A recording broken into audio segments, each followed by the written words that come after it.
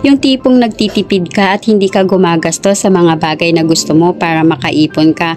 Pero pagkain ang iyong kahinaan dahil patay gutom ka. Char, pero mapapasabi ka na lang sa sarili mo na deserve ko naman to. Pero kailangan mo pa rin magtipid. Kaya murang ulam lang ang kaya ng budget mo. Hello mga kakitkat! Welcome sa Murang Ulam.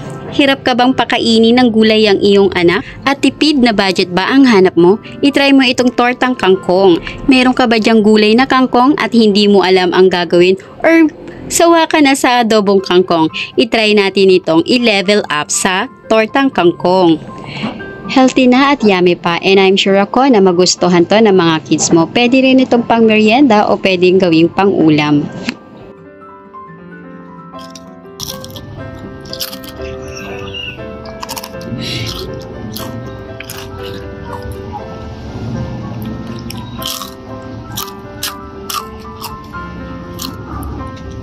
First step, meron tayo ditong kangkong. Hinugasan ko ito ng mabuti at hihiwain ko to ng mano-mano sa maliit na size. So, hiwain natin ito na parang pinong-pino para hindi na makita ng mga bata yung gulay na ating lulutuin. At so yun na nga, ganitong klaseng hiwa ang kailangan nating gawin sa ating gulay na kangkong. Oo nga no, meron na nga pala akong food processor pero nakalimutan kong gamitin. Ang sisipag kasi nila magsipaghiwa ng ating kangkong. Kaya naman kung meron kayong at yun na nga, syempre binalatan ko yung sibuyas at ganun din ang bawang. Syempre naman hindi kasali ang balat sa ating lulutuin.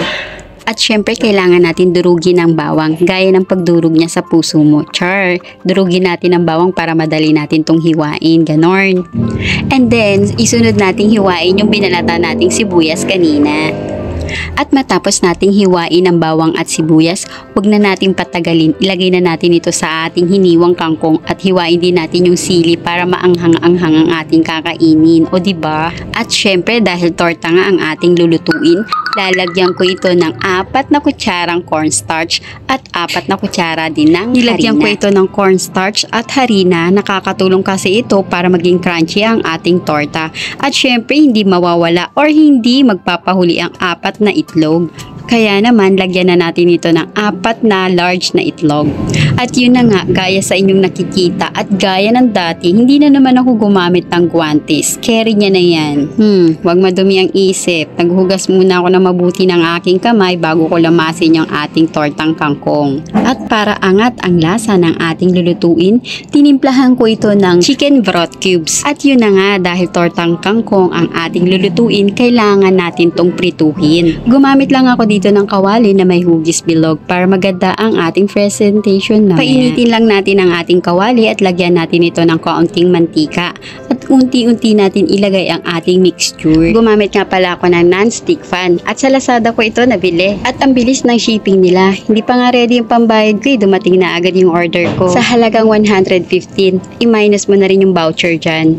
At syempre gaya ng dati, lulutuin lang natin ito sa low-medium heat para banayad or pantay ang pagkakaluto ng ating mga gulay at hindi agad ito masusunog.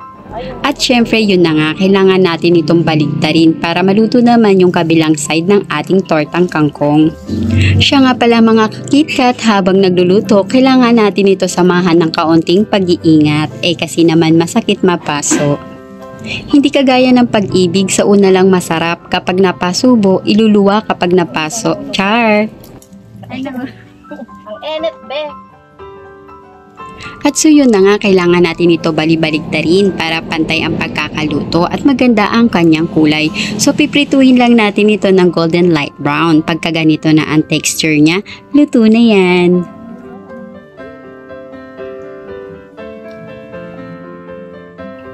Maraming bagay ang hindi na pwedeng ulitin, kaya kapag sumaya ka, sulitin mo na. Biyaya ang buhay ng isang tao, kaya wag mo sayangin ito. Hindi mo alam kung saan ka dadalhin ng tadhana. Harapin mo na lang kung anong meron sa buhay mo. Sulitin ang bawat sandali ng buhay. At huwag kang mag-expect na maging successful ka na walang paghihirap. Remember this, true success comes from endurance and perseverance. Kung madali lang maging successful lang sa buhay, di sana successful na tayong lahat, diba? Huwag mo iasa sa swerte ang buhay mo. Invent opportunity and embrace your failure. Maraming taong hihila sa'yo pababa, pero huwag kang magpapahila sa kanila. Huwag kang makinig sa mga taong toxic. Oo, mapapagod ka sa iyong mga paglalakbay. Dadaanan mo ang mga mahihirap na sitwasyon. Darating ka sa punto na mawawalan ka ng ganang gawin ang mga passion mo sa buhay. At mabibigo ka. Ang punto ko lang ay, the next time you feel something, congrats yourself. It is an achiever. You're one step closer to actual success. Marami kang matututunan sa kabiguan mo.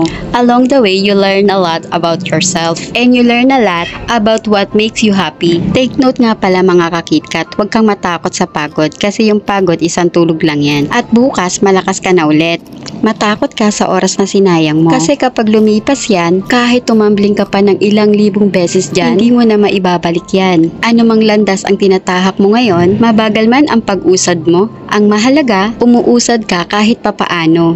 Life is like a book. Some chapters are happy, some are sad, but they all add up to create a beautiful story. Huwag mong hanapin ang madali. Ang hanapin mo kung ano yung tamang proseso na dapat mong pagdaanan para maging successful ka. Walang shortcut kasi hindi success ang lalapit sa'yo. If you wanted, you have to work for it. Ang tagumpay ay makakamit sa pamamagitan ng dedication. Samahan mo na rin ang pagsusumikap at pagtsatsaga. Hindi ganong kadali para maabot natin ang ating journey. Pero tandaan mo, lahat ng pagsusumikap mo at pagod, lahat ng ito worth it sa dulo.